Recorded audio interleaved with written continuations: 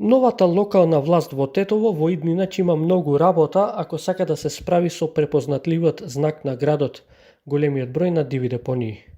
На поранешниот празен простор помеѓу стариот градски стадион и касарната во Тетово е создадена најновата таква дива депонија, речиси еден рид од градежен шут и слични материјали.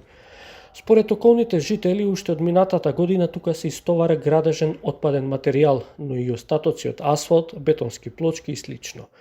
Револтирани се што во близина имаат ваква депонија, па правот кој се разнесува стигнува и до нивните домови. Прашина, смета, секако. Секако смета. Има прашина во домовите? Има.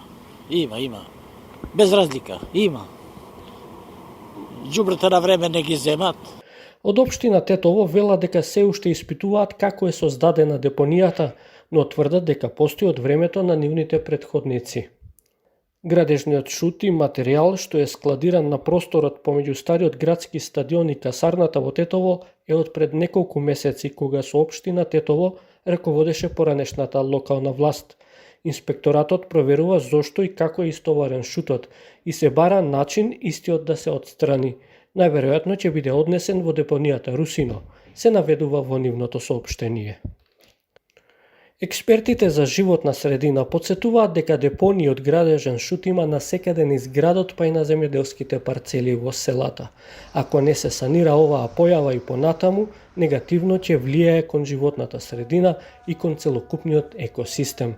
За да се реши ова проблематика, треба активно да се склучуваат сите релевантни институции од локално и централно ниво, се со цел ова проблематика да се решава еднаш за секогаш.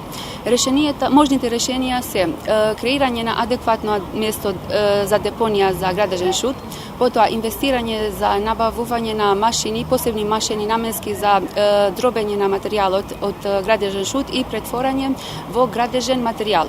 Големиот број депонии со комунален отпад и градежен шут се најголемиот проблем поврзан со животната средина, за кој претходните локални власти со години наназад не успеаја да најдат соодветно решение.